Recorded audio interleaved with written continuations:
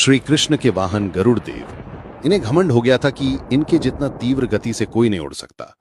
श्री कृष्ण के अस्त्र सुदर्शन चक्र।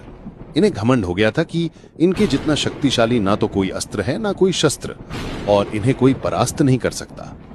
श्री कृष्ण की दूसरी पत्नी सत्यभामा। सत्यभामा खुद को श्री कृष्ण की सबसे सुंदर और सर्वश्रेष्ठ पत्नी समझती थी। तब श्री कृष्ण एक लीला रचते हैं। गरुड़ से कहते हैं कि जाओ और हनुमान जी जहां कहीं भी हों उनसे जाकर कहो कि भगवान राम ने आपको याद किया है और उन्हें साथ में लेकर आओ। और सुदर्शन चक्र से कहते हैं कि तुम महल के द्वार पर पहरा दो और मेरी अनुमति के बिना किसी को अंदर मत आने देना, चाहे फिर वो कोई भी हो। गरुड़ देव हनुमान जी के पास पहुंचते हैं और कहते हैं कि भगवान श्री राम ने आपको द्वारका नगरी में मिलने के लिए बुलाया है। ये बात सुनते ही हनुमान जी एक छलांग में द्वारका पहुंच जाते हैं। द्वार पर उन्हें सुदर्शन चक्र मिलते हैं और कहते हैं, भगवान की आज्ञा के बिना मैं तुम्हें अंदर नहीं जाने दूंगा। हनुमान जी कहते हैं, प्रभु मेरी प्रतीक्षा कर रहे हैं, उनसे मिलने से मुझे कोई नहीं रोक सकता, और सुदर्शन चक्र को पकड़ के अपने मुख में रख लेते हैं। हनुमान जी को देखते ही कृष्ण हनुमान जी को राम अवतार में दर्शन देते हैं।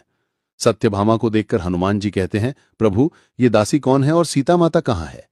तभी वहां रुक्मिणी जी आती हैं और हनुमान उन्हें सीता मां पुकारकर चरण स्पर्श करते हैं। ये देखकर सत्यभामा चौंक जाती है। तभी गरुड़ देव वहां पहुंचते हैं और हनुमान जी उनसे पहले वहां पहुंच गए हैं, ये देखकर आश्चर्यचकित हो जाते हैं।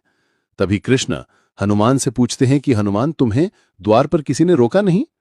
हनुमान जी कहते, रोका था प्रभु, लेकिन आपसे मिलने को विलंब हो रहा था इसलिए मैंने उसे मुख में रख लिया। फिर हनुमान जी सुदर्शन चक्र को मुख से बाहर निकालते हैं। श्री कृष्ण की इस लीला से इन सब का घमंड चूर चूर हो जाता है। बोलो हरे कृष्ण हरे राम फॉलो करिए।